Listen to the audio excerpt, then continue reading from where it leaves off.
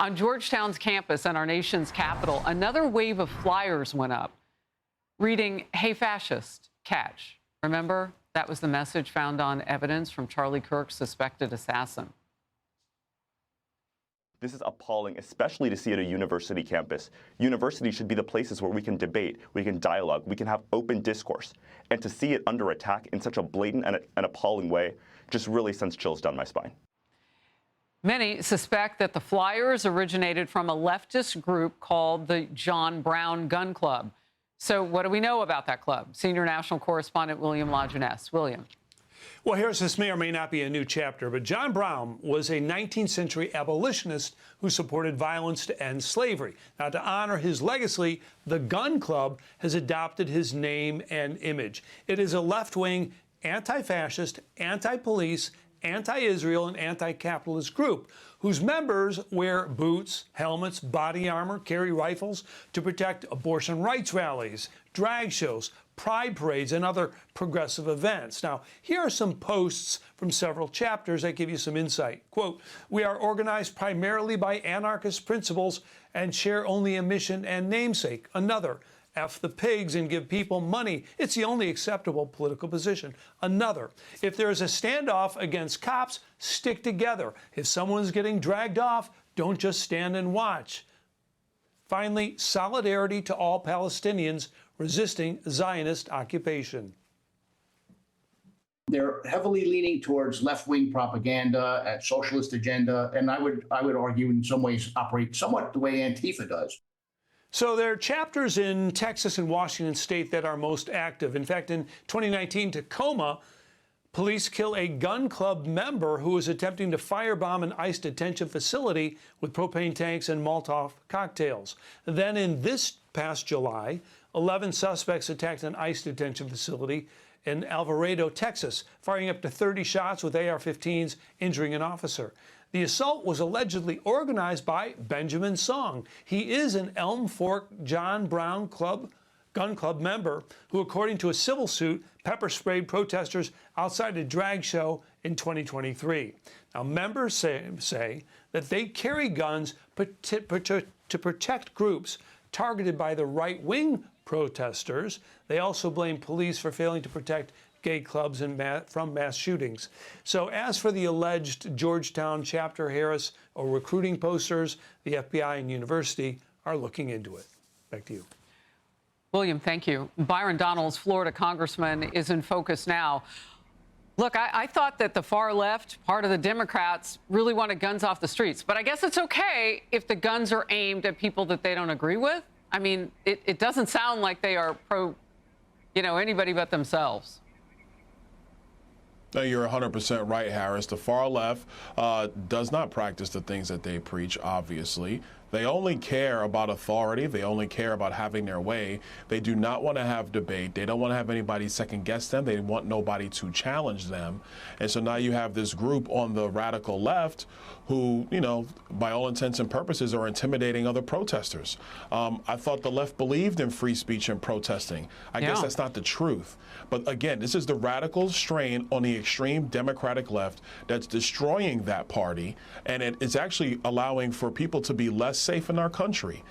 So the Democrats, they need to hold themselves accountable. They need to examine this on their side of the aisle. Republicans, conservatives, we're going to continue to be peaceful. We're going to protest peacefully. We're going to speak our minds, but we're not going to yield when it comes to our views about our country and about the way society should go in America. You gave a hat tip to where I want to go next, and that is, what are you hearing on Capitol Hill? Because I didn't see a clapback necessarily to some of what's going on. I mean, if you are a leader in the Democrat Party and you see something like this being investigated, where's your voice? Are they talking about it? No, they're probably not going to talk about it at all, or they will try to do a whataboutism argument, which doesn't even hold water, doesn't make sense. What we were seeing all across the country, the ICE facility in Dallas a couple days ago, the assassination of Charlie Kirk, the attempted assassinations of Donald Trump, is that the radical left is now allowing, or I guess they're being warmed to or okaying radicalization and violence because they're not winning at the ballot box, because their ideas do not make sense. They are not common sense. They're outside the mainstream. They're quite frankly insane, and they've been rejected by the American people. Well, I want to mention also this week leaders at Tennessee State University and HBCU kicked out a group inspired by Charlie Kirk. And there have been so many things about, well, whether or not the black communities, supported him, so on and so forth. The Fearless Tour Group posted this photograph of their table on campus with signs opposing illegal immigration and DEI policies. Tennessee State said in a statement that all students acted in a professional manner at all times. Let's roll the video. Come on. Yo. Oh, you better not, Blake. You better not. Okay. Hello? You can see the students shouting and chasing down members of that group. The response to the school on Twitter said they attacked us, our car, stole our possessions, screamed black power in our faces, and threatened us with guns, weapons. Congressman, your reaction? Listen, this is outrageous. Tennessee State has a responsibility to have their campus be under control. HBCUs were created to allow for black students at a time in America when they were not allowed to go to a lot of universities because of segregation and racism, to have a place where they could go and learn and debate and be educated. And so this behavior that Tennessee State's going to allow is frankly wrong. These students need to be allowed to come and have their case be made peacefully in our country. And so what you're seeing in these images is Tennessee State is not actually upholding the values of their institution. They're allowing the mob to dictate political correctness on that campus, and it's wrong. Yeah. If you're a student at Tennessee State and you don't agree, that's fine. But to take their possessions, try to run them off campus, that's wrong. You wouldn't want that to happen to you. Everybody should be allowed to debate and have their voice be heard. Look, if I could just plain speak for a minute, because it's so obvious, it's true.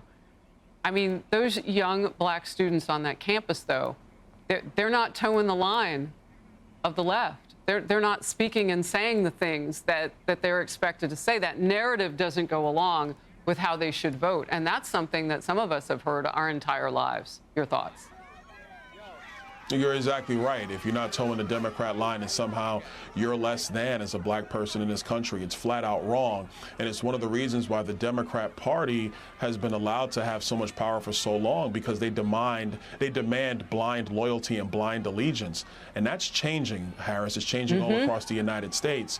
But whether it's Tennessee State or any other HBCU in America, we should be having broad debate on political philosophy, political policies, and what we want the future of America to be, not shouting people down. To be blunt, just like you said, if there were black students on a relatively white university campus and the same thing occurred, it would be a national outrage. We have to allow for free speech. That is a framework of our republic, is debate and allowing for broad debate to be accepted peacefully and not to be harassed while you're trying to do it. Congressman, thank you very much. Appreciate your time. Thank you. Hey everyone, I'm Emily Campagno. Catch me and my co-hosts Harris Faulkner and Kaylee McEnany on Outnumbered every weekday at 12 p.m. Eastern, or set your DVR. Also, don't forget to subscribe to the Fox News YouTube page for daily highlights.